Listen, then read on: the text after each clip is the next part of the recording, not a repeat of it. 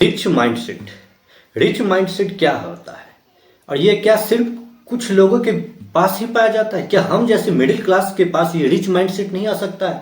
क्या इसको अगर मैं अपने जीवन में अगर उतार दूं तो क्या मैं उस लेवल पर नहीं पहुंच सकता हूं जहां मैं पहुंचना चाहता हूं, या मेरी सफलता एक लेवल पर नहीं पहुंच सकती? तो जी हाँ दोस्तों, इस वीडियो के अंदर मैं आपसे यही आज बात करूंगा, ये रिच माइंडसेट क्या होता है। इसमें मैं कुछ कहानी भी लाऊंगा आपके पास, जिससे समझ के एक जीवन का एक जो अलग अलग आयाम होता है उससे आपको समझने में मौका मिलेगा।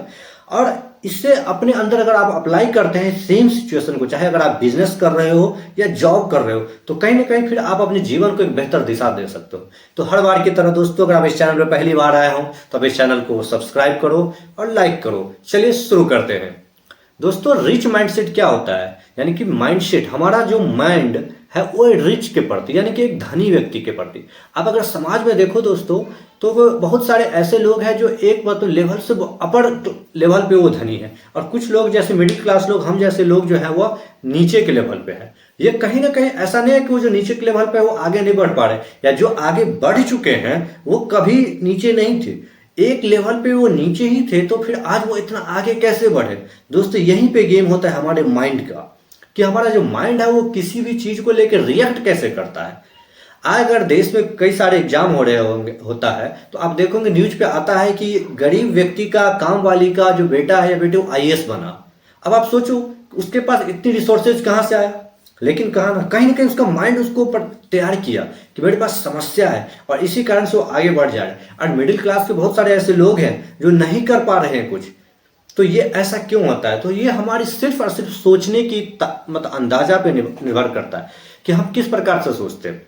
जैसे कि बहुत सारे लोगों के पास कुछ पैसे आ जाते हैं, अब उस पैसे का आप कैसे इस्तेमाल करते हो? यानी कि आप धंधा करके उस पैसे को बढ़ाते हो या अपनी जरूरत पे उसको खत्म कर देते हो। जैसे कि मान लीजिए आज आपके पास कुछ पैसे आ गए, जैसे मान लीजिए कि यूपी का एक मैं उदाहरण ले रहा हूँ, नोएडा में जेवर एयरपोर्ट। वहाँ पे बहुत सारे लोगों को मतलब उस जो एयरपोर्ट बना तो जमीन का अधिग्रहण हुआ, बहुत लोगों को पैसा मिला। अब किसी को 50 लाख रुपया मिला तो जाके फॉर्च्यूनर खरीद लिया, कुछ गाड़ी खरीद लिया। लेकिन अगर यही पैसा किसी मारवाड़ी को मिलता ना, अगर उसे मिला होगा, तो वो बाय नेचर से वो धंधे वाले व्यक्ति होते। पता है, उस 50 लाख को वो अपने बिजनेस में लगाएगा, और उस बिजनेस से जो पैसा कमाएगा उससे वो फॉर्च्यूनर खरीदेगा। हो सकता है वो फॉर्च्यूनर ना ले, उस पैसा को और बिजनेस में लगा दे, तो कुछ दूसरा बिजनेस खरीद ले और उसको वो चलाने लगे, और फिर वो अपनी इनकम को बढ़ाने लगे। तो यही एक मेन सोच होता है जो कि एक इंसान को आगे बढ़ने से रोकता है। आम लोग रिस्क नहीं लेते। अब मान लीजिए रिस्क टेकिंग से मैं आपको ये कहना चाहूँगा कि हम जानते हैं कि अगर आगे जितना ज़्यादा आपको पैसा कमाना है, उसके आपको उतनी ज़्यादा रिस्क लेनी होगी। रिस्क से मतलब कैलकुलेटेड रिस्क होती है। जैसे कि अगर मान लीजिए मुझे ज़्यादा इनकम करनी है, यानी कि मान लीजिए मैं अपने जो कुछ मेरे पास कैपिटल है, अगर उस कैपिटल पे मुझे रिस्क नहीं लेनी है तो एफडी में डाल दो। अब मुझे पता है कि यहाँ पे रिस्क कम है तो रिटर्न कम है। थोड़ा सा मुझे और ज्यादा रिस्क लेना है तो मैं म्यूचुअल फंड में डाल दूंगा, वहां भी रिस्क है तो रिस्क ज्यादा है थोड़ा सा, तो रिटर्न है। अगर मुझे और ज्यादा रिस्क लेना है तो मैं स्टॉक मार्केट में डायरेक्ट इक्विटी में लगा लूंगा, क्योंकि वहां अगर रिस्क है, ज्यादा रिस्क है, तो रिटर्न भी ज्यादा है। लेकिन ये हमारी सोच का फर्क है दोस्तों। अगर यही क्वेश्चन आप किसी मतलब मारवाड़ी से पूछो, तो मारवाड़ी बोलेगा धंधा करने से या बिजनेस करने से या ज्यादा मतलब रिटर्न निकालने का कोई रिस्क से तो मतलब ही नहीं है ना। अगर आप मान लीजिए अपने मतलब पैसे को बढ़ाना चाहते हो, उसको और ज्यादा इनकम करना चाहते हो, तो यहाँ ये मतलब नहीं है कि आप अपने पैसे को रिस्क कितना ले रहे हो उतना ही। और आप किसी एक सेक्टर में, जिस भी सेक्टर में अगर आप कार्य कर रहे हो, यानी कि जॉब कर रहे हो या बिजनेस कर रहे हो, आपको लग रहा है कि मुझे स्टॉक मार्केट करना है, तो मारवाड़ी के हिसाब से होता है कि आप उस क्षेत्र के मास्टर बन जाओ। आप ऐसा मतलब उसका ज्ञान अर्जित कर लो कि आपके जैसा कोई उस पर करे ही नहीं, आप उस क्षेत्र के विशेषज्ञ बन जाओ, फिर रिस्क से कोई मतलब ही नहीं है। अगर आप उसके सर्वज्ञाता बन गए, ज्ञानी बन गए, तो रिस्क तो खत्म हो गया ना। अब आपको पता है कि मुझे कहाँ लेनी है, क्योंकि ऐसे भी लोग स्टॉक मार्केट में एग्जिस्ट करते हैं कि जो कि अपने कैपिटल पे या जो इन्वेस्टमेंट करते हैं उस पर 100 गुना 500 मतलब परसेंटेज का रिटर्न निकाल रहे हैं। तो ऐसे लोग तो हैं। तो यही सोच होता है एक मारवाड़ी और एक आम इंसान। दोस्तों, इसको मैं एक कहानी के रूप में आपको सुनाऊंगा कि जो मारवाड़ी राजस्थान से आते हैं वो किस लिए सिर्फ और बिजनेस पे ज्यादा धंधा करते हैं। दोस्तों, ये कहानी है एक मारवाड़ी का, और उसी के घर के सामने एक गरीब लोग आदमी रहते थे। मारवाड़ी अपने मतलब बिजनेस से काफी अमीर था, वो सोच से अमीर था, उसके जो महल थे उसके सामने थे, और उसके गरीब जो था वो सोच से भी गरीब था, और उसका इनकम भी सोच था। तो वो जो गरीब आदमी है वो बार बार मारवाड़ी के घर को देखता, वहां उसको मतलब आते जाते देखता, उसके दिनचर्या को देखता, और फिर वो कोसता रहता अपने आप को, अपनी किस्मत को, कि भगवान और भगवान से शिकायत करता रहता कि आपने मुझे ये कैसा जीवन दिया, उसे तो आपने इतना अमीर बनाया और मुझे आपने गरीब बना दिया।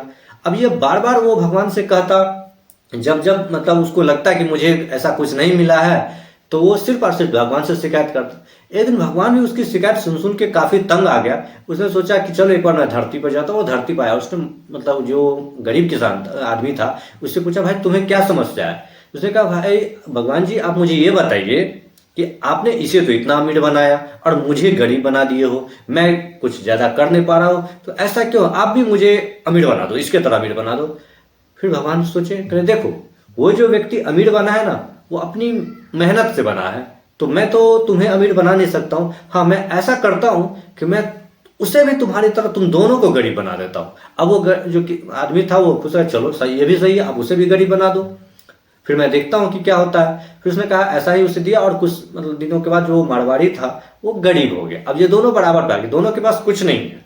अब दोनों एक लेवल पर, तो गरीब आदमी जो था वो तो खुश कि चलो ये भी मेरे बराबर पे है। अब दोनों को मतलब जीवन में जीने के लिए कुछ ना कुछ तो चाहिए ना, दोनों के पास परिवार है, परिवार को चलना चाहिए। तो भाई ये जो मारवाड़ी आदमी है वो मारवाड़ी ठहरा। अब दोनों ने क्या किया, अगले दिन मतलब ये जो छड़ी है, जो मछली पकड़ने वाली छड़ी, उसको लेके नदी के किनारे गया। अब जो किसान मतलब गरीब आदमी तो उसने भी 2 मछली पकड़ा, मारवाड़ी भी 2 मछली पकड़ा, दोनों अपना मछली लेके घर आ गया। जो गरीब आदमी था उसने अपने मछली को घर पे बनाया अच्छे से, सब परिवार मिलके खाया। अब मारवाड़ी वो तो वेजिटेरियन आदमी था, उसे तो अब पता था कि मुझे तो आगे बढ़ना है, तो क्या करना है। उसने क्या किया कि 2 मछली जो लेके आया था वो बाजार गया और एक मछली को बेच के अपने परिवार के खाने के लिए जो सामान था वो लिया, और एक मछली को बेच के जो उससे जो पैसा है उससे एक और छड़ी ले लिया। अगले दिन वो भी गरीब आदमी भी मतलब फिर से मछली पकड़ने चला, और ये मारवाड़ी भी मछली को पकड़ने के लिए नदी पे पास गया। लेकिन अब ये मारवाड़ी जो व्यक्ति था उसने एक आदमी को हायर कर लिया और उसे एक छड़ी दे दिया, बदले में कहा कि तुम जितने मछली पकड़ोगे उसका मैं तुमको 20% दे दूंगा, और बाद में कि वो मेरा होगा। तो वो भी आदमी, अब अगले दिन वो 2 आदमी के साथ गया। अब वो गरीब आदमी भी 2 मछली पकड़ा, मारवाड़ी भी 2 मछली पकड़ा, और वो जो व्यक्ति था वो भी 2 मछली पकड़ा। तो अब मारवाड़ी के पास टोटल 4 मछली हो गया ना, क्योंकि वो एक आदमी का समय खरीद लिया है। अब गरीब आदमी फिर से वही क्रम को करता गया, घर पे मछली को बनाया, खाया। मारवाड़ी अब 4 मछली को बेचा, एक मछली से अपने घर के लिए सामान लिया, और एक मछली जो उसका जो 2 मछली था उसे बेचा। उसके बदले में उसने क्या किया, उसको 20% दे दिया, बाद में कि और छड़ी, और ये क्रम चलाता रहा।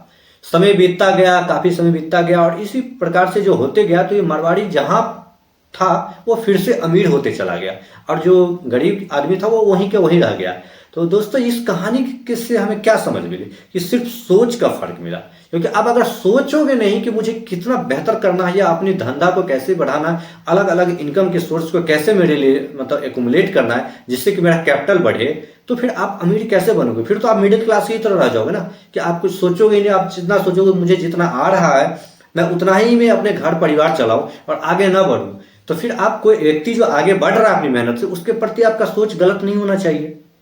और हर व्यक्ति अपने सोच को अगर सही कर ले तो वो बेहतर कर सकता है। ये जरूरी नहीं कि आप बड़े लेवल पे बन जाओ, आप जो छोटे लेवल पे काम कार्य कर रहे हो ना, उसी में सोचो कि मैं इसमें नया क्या कर सकता हूँ जिससे मुझे दूसरा कुछ पैरेलल इनकम आ जाए।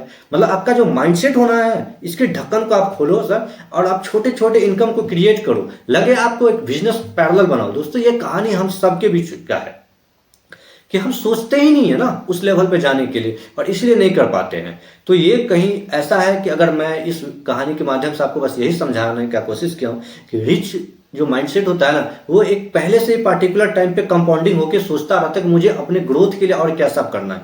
और एक जो क्लोज माइंडसेट होता है वो बंद होता है, वो सिर्फ उतना ही सोचता है कि मैं अपना टाइम स्पेंड करूँ, टाइम दूँ, और बदले में जो मुझे पैसा मिले उसी में इनकम का सोर्स बना लो। तो इसलिए अब आप इसको सोच रहे हो क्या अपना समय लगा के सिर्फ और सिर्फ समय का पैसा लोगे, या अपने दिमाग लगा के कुछ साइड हासिल करके कुछ नया बिजनेस क्रिएट करके आप अपने आप को एक अलग लेवल पे सफलता के मार्ग पे मतलब पहुंचाओगे। दोस्तों चुनाव आपका है, आप अपने इस लाइन पे आप खुद को समर्थ पा रहे हैं तो आप विचार कीजिएगा, और लगेगा कि इससे कुछ मैं अपने जीवन में बदलाव कर सकता हूं तो दोस्तों जरूर कीजिएगा। दोस्तों जय हिंद।